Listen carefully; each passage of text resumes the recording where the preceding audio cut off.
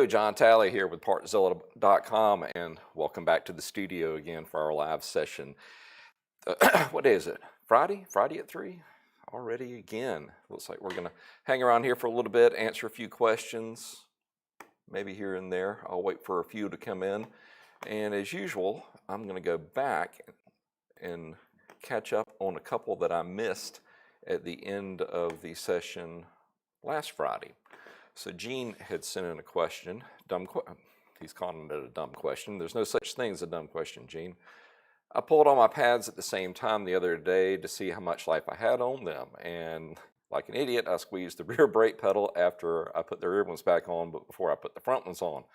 Must be a Polaris where they're interconnected. Now the center pistons that run off the rear braking of the front are pushed out. I have one caliper off, but still connected, and even with the rear reservoir uncapped, I can't get the piston to slide back in. Tried the vice grips and a C-clamp already. Ooh. I need to bleed them anyway, true, and think this will free pistons back up when I crack the bleeders on them. I feel that they should already back off with the reservoir open, but I think I remember reading about proportioning valve also being part of the system before. Well, you're correct on all counts, and you've already answered your question, Gene. The best way to get those to go in, now that it's been fully extended across, just go ahead and just crack the bleeder on that particular caliper, then use your C-clamp again and put those pistons back in. But just be careful, because I've had this happen to me before when it travels all the way out, and if it's at the very edge, sometimes it's a little out of whack when you're getting ready to push it in.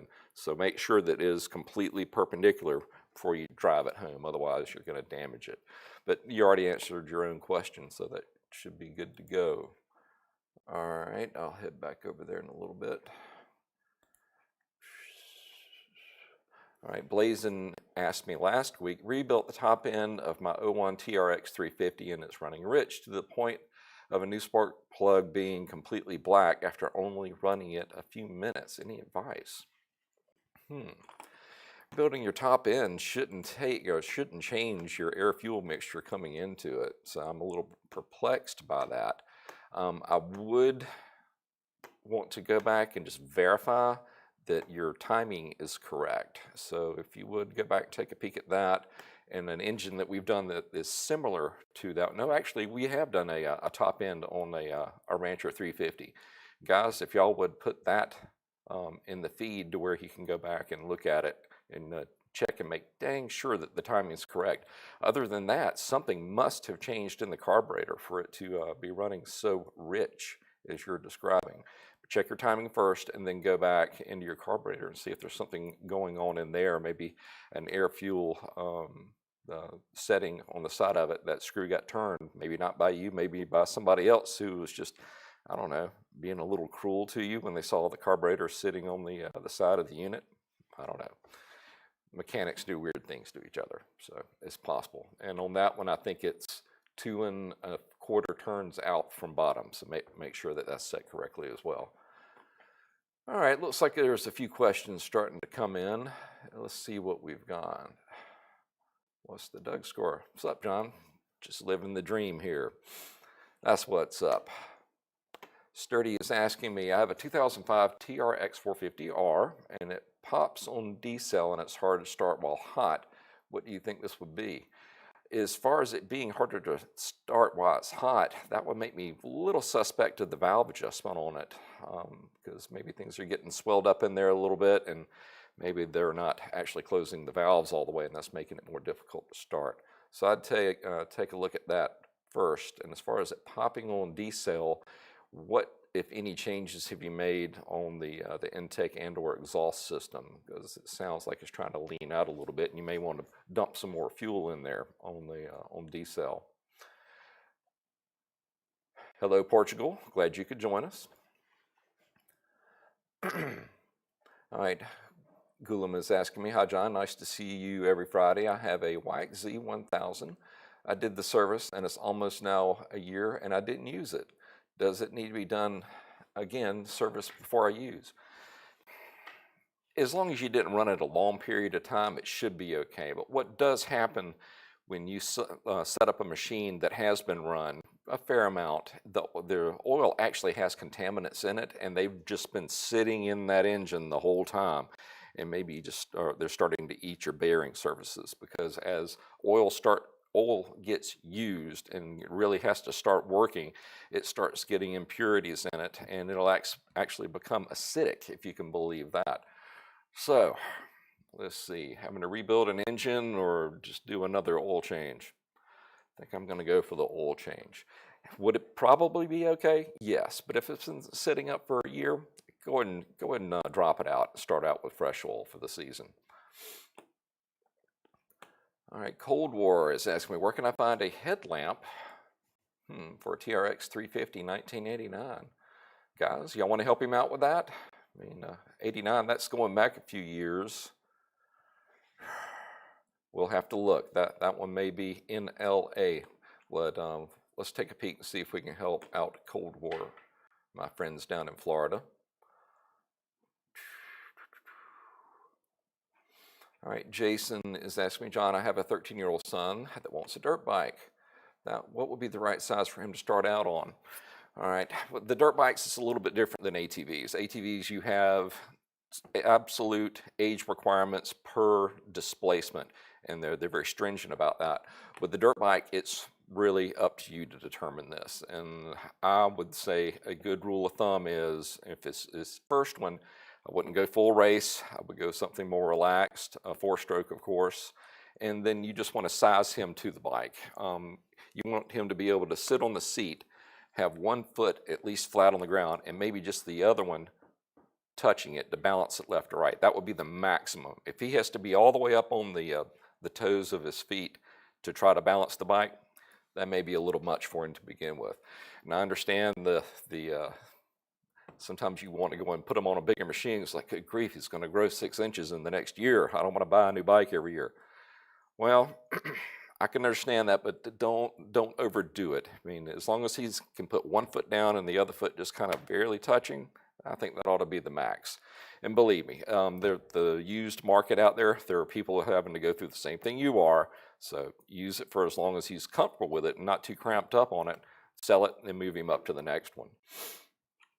Oh, and while we're talking about that, do go ahead and invest in the right riding gear. I've got a picture. I wouldn't be able to get to it fast enough, but I actually have my son's boot progression, and there's like 5 of them. He started out like with a size 4 and ended up with a 13. Spent a fortune on boots, but completely worth it. All right, they've got the Rancher 350 up. Next. Hello, John. I have an 05 Sportsman 500 HO, and it's running very rich. The enricher doesn't work, and I have an erratic idle and oil in the air box. Would it be a choke adjust or a jet adjust? Well, you gave me one little thing that shouldn't be going on. It's spitting oil up into the air box, and that indicates to me that you're getting a lot of blow-by. And blow-by is when your rings and or your piston and or the cylinder walls become worn and you're letting too much compression escape past the cylinder. It's actually building up pressure in the engine cases, and that's got to go out through the vent, and the vent goes into the air box. And if there's too much pressure in there, it's not just going to release the pressure of the gases in there, it's going to start spitting oil.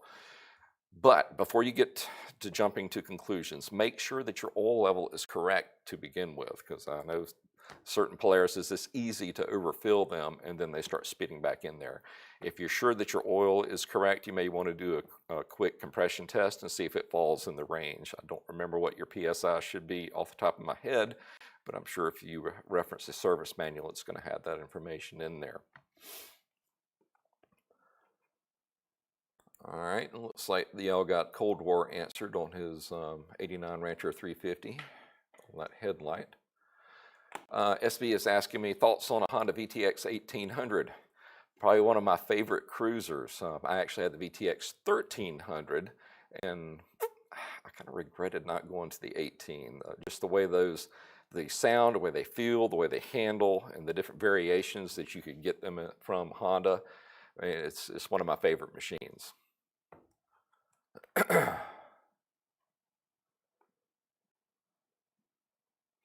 All right, Sturdy is asking me, yes, I had a problem with that too. The exhaust tip gets red hot at night and night only, but the quad runs good, so this means I'm running lean or rich if the exhaust gets red. That means you're running toward the lean side of things, because rich means you've got more fuel in there, and that actually, the fuel actually acts as a lubricant, and it actually cools the cylinder, if you can believe that. But it sounds like you're running on the lean side of things. They say you have to be lean to be mean, but that can come with a price, so be careful that you don't run it out too lean, otherwise you're going to put a hole through a piston.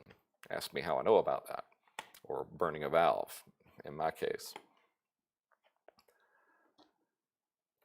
All right, Dario's asking me,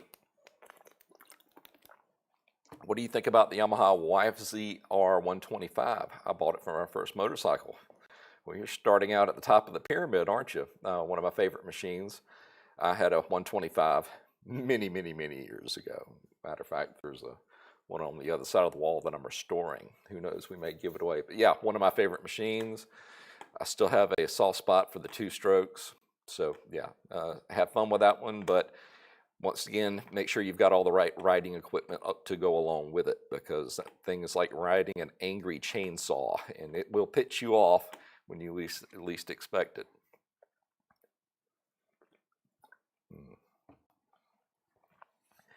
141 Flyers ask me, hi, I have a 2011 Yamaha Grizzly with fuel and oil.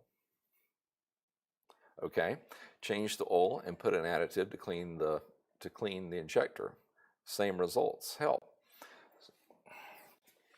So what you're telling me is you're getting oil down into the fuel. Well, that tells me that it is drowning it, probably when it's sitting still. So I'd be curious to know if, only 2011, I'm trying to remember if that's carbureted or fuel injected. For some reason, I thought it was carbureted. If it is carbureted, then you need to check to make sure your overflow isn't filling up your cylinder and letting fuel get into it. If it's an injection bike,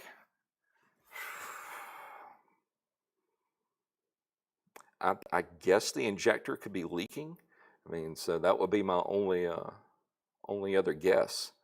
But at any rate, fuel, either whether it be a carbureted or a fuel injected model, is getting past either that carburetor or that fuel injector, and it's just sitting on top of that piston and then going down into your crankcase. So it's going to be one or the other. You need to track down how it's leaking by. So if it's the injector, an injected model, go ahead and replace your injector. I don't think there's any getting around that. So evidently that valve on the inside of it is not shutting down all the way.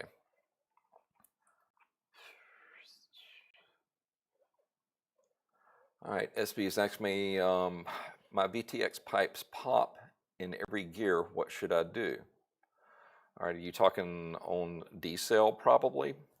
Well, if you've got an aftermarket pipe, which it sounds like you do, those pops were probably there beforehand, but the stock pipes did a great job of suppressing that D-cell pop that you're hearing. Probably the only way to get around that is to richen up the circuit in the carburetor a little bit to where it's more or less drowning it out and not making it so easy to pop through the pipes. So I think that's what I did to mine many moons ago. So take a look at that.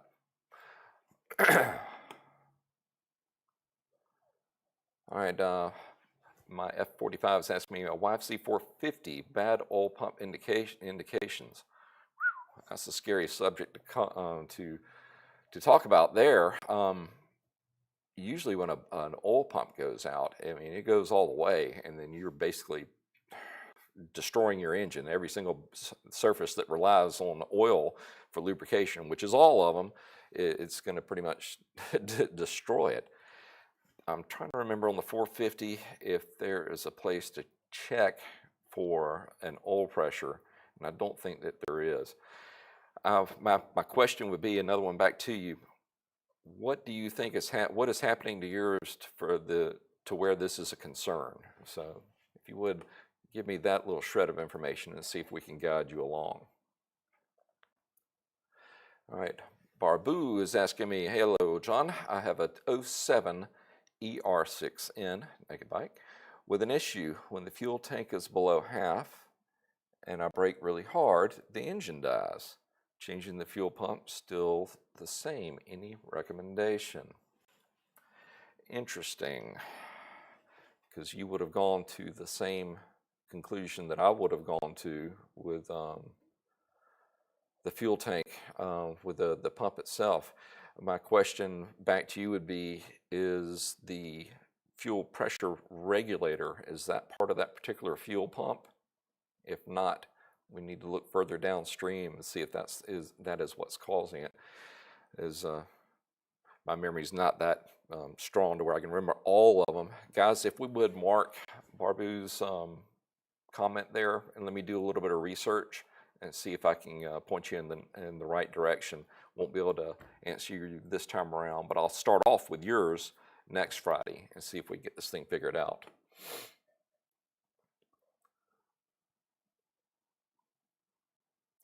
All right, Luke is asking me, I have a 1990 KX125, trying to do a rebuild, but I can't find any parts for it. Can you help?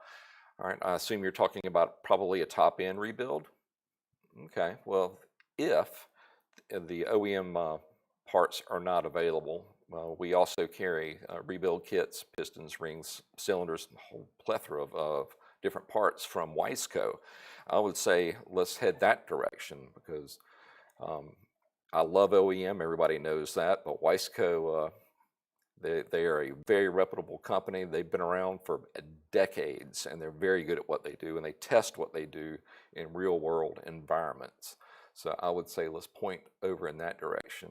If you would, send us another note as to what parts you're looking for, and we'll get you pointed in the right direction and get that KX back on the track. Jake is asking me, I have a Honda 400X. I'm doing the top end. Was wondering if you have to lash the valves. You're probably talking about lapping the valves. And whenever you're going to put in new valves, then yes, they need to be quote, quote, lapped in, seated in. And I believe we did the valve replacement on our 400EX. So guys, if you would show him the link to that one, and I can walk you through how to do it. And once again, my memory may not be that strong. If we did not do that to a 400X, I'm sure that we've got a video that shows him how to lap in the valves. So point Jake in the correct direction. All right, Sturdy is asking me, does screwing out the air fuel screw richen it up or does it lean it out? That richens it up. That is letting more fuel go past that jet. Do you have a preferred brand of braided brake line? No, Pavel, I really don't. I mean, it's just whichever ones appeal to you as far as their look and textile feel. And but make sure that it's not just a braided line around a rubber hose, because you really haven't accomplished anything except for giving it a little bit more strength. I prefer the braided lines that are actually over the not plastic, I'm not coming up with the right word, but it's like a plastic inner hose, and then you've got the braided part around it. I can't come up with it right now. But just want to make sure that it's not braided around just a regular rubber hose. That I'd probably stay away from. Hi, John. Christian is asking me. Hi, John. I have a 2019 Grom and planning on fitting an exhaust and K&N filter. Okay. Can I run the bike without doing an ECU flash? It's going to be close. It's going to be close.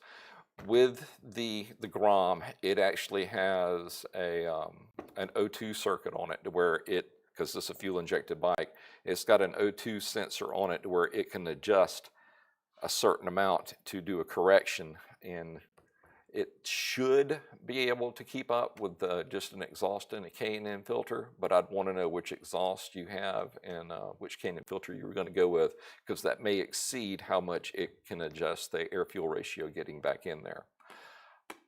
If you want to go ahead and try it without getting the bike in too much trouble, go ahead and run it and do a plug read on it. And the best way to do that is to put it in third gear, go ahead and roll your throttle on, and then when you're at roughly 80%, hit your kill switch, coast to a stop, pull your plug, and then do a plug read on it. And what you're looking for is a light tan brown is about as light as you want to go. And if you pull out that plug and the ceramic part of it and is just white, we got a problem. So you wouldn't want to go that lean.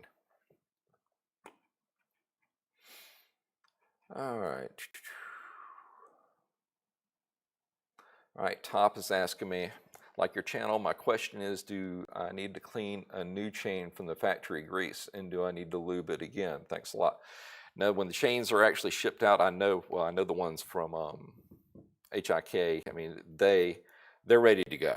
I mean, so they've already got them greased up and they're ready to go on the machine. I mean, you may want to add in the chain lube just on your chain guides, depending on which machine that you're on, but you shouldn't have to do anything else to the chain itself.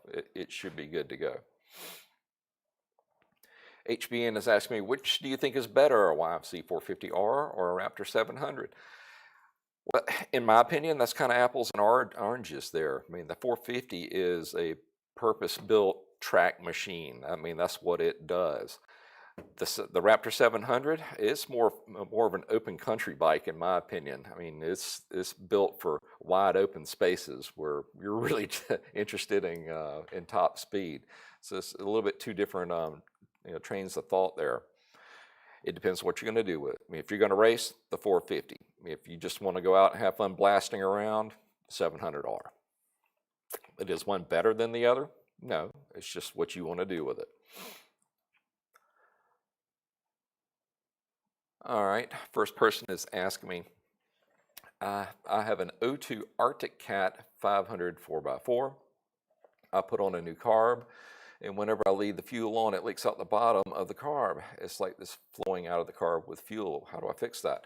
Well, inside of your carb, or any carb for the most part, you're going to have a float bowl, then you're going to have a needle, and when that float bowl comes up, that sets the correct level. All right. If something is obstructing up inside that needle where it seats in, it's going to let it overflow and flow out. So chances are that's what's happening to you. Even though it's a new carb, that doesn't mean it didn't ingest something from the fuel tank possibly, or the fuel lines when you installed it. So go ahead and drop the float bowl and take a look at that jet and see if it's got some foreign material in there. I'm betting that it does.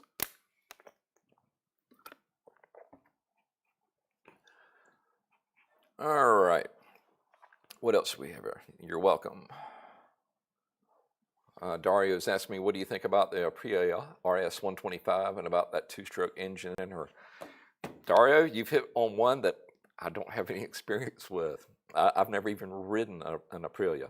I mean, I know they're fantastic trials machines, but they're just not, that's just not something I've had any interaction with. But I know the Aprilia line, and it has to be a good engine because it's a reputable company. All right, Richard is asking me, I have a 2005 Brute Force 750. It runs good when I'm driving it. It bogs down and then speeds up again. I've already cleaned the carb really good. Do you know if it has a fuel filter on that particular model bike? I can't probably answer that one off the top of my head, but you can go to our exploded parts diagrams on Partzilla.com and go to the fuel system and just look at it, because that's going to give you a picture of how everything that's associated with the fuel system on that particular model. I would say look there, and then you should be able to get your answer. All right, guys, for the first time in several weeks, I actually got to all the questions. Well, there was one that I couldn't answer, but we're gonna lead off with that one next week.